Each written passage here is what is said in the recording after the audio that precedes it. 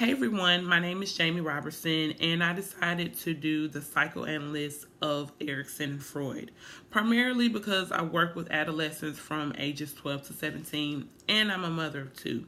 So, pretty much understanding how children function and why they function the way they do, I felt was a perfect fit for me to do in this case.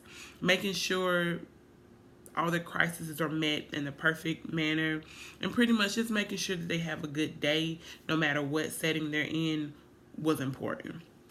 So Erikson had 8 stages of development, and they're broken into stage 1, trust versus mistrust, which is 0 to 18 months. This is a time when infants must learn how to trust others, particularly those who care for them. Stage 2, autonomy versus shame and doubt, which is from 18 months to 3 years of age.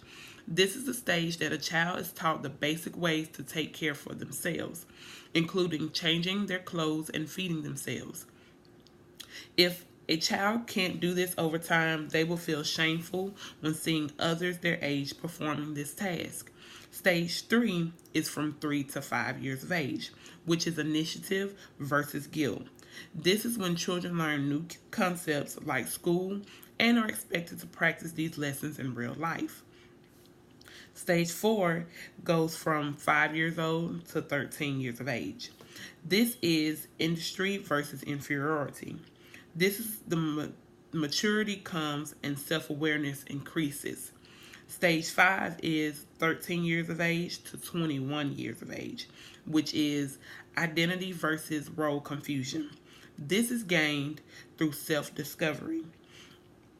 They will feel they will feel also the experience of identity crisis as a result of the transition from childhood to adulthood. Stage 6 goes from 21 to 39 years of age, which is intimacy versus isolation. This is a stage when people in their 30s are worried about finding the right partner.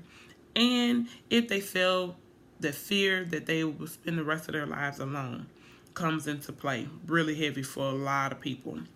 Stage 7 goes from 40 to 65 years of age.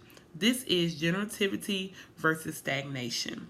This is when the age group finds the meaning in their work, have the feeling of what meaning to their life is, or the legacy that they'll leave behind really comes into play.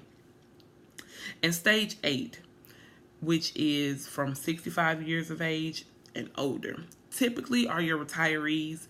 Most are able to look back on their lives and feel content, and if they aren't, most likely experience a sense of despair.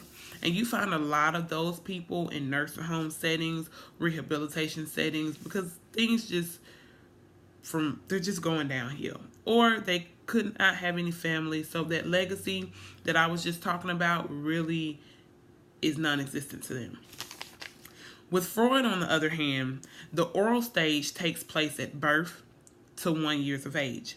The infant's primary source of interaction occurs by mouth, and the infant is totally dependent on their caregiver or their parent, whichever comes first, developing a sense of trust and comfort. The anal stage, which is 1 to 3 years of age, Freud believed that this was a time when controlling bladder and bowel movements was taking place. Success at this stage for children has mostly to do with the parents' approach in toilet training. The phallic stage, which is age 3 to 6, is when the libido is on the private parts. Children begin to discover the difference between males and females. The latent period is from 6 to puberty. The superego continues to develop while the id's energies are suppressed. This stage begins around the time that children start school, becoming more concerned with peer relationships, hobbies, and any other interest that they've piqued at that time. And the last stage, the genital stage, which covers puberty to death. Here, this is a strong sexual interest in the opposite sex. The other stages, where the other stages put the focus on individual needs and the interest in the welfare of others growing during this stage, This hopes in previous stages were completed successfully, that the individual should be well balanced, warmed, and caring, which we hope that most people are as the older they get. Freud and Erikson's approach to the psychoanalytic theory had their similarities as well as their differences on human development. Erikson based his theory around Freud's ideas. They both recognized the importance of the unconscious of the development. They also both separate the development stages into life and the utilization time similar age divisions for development.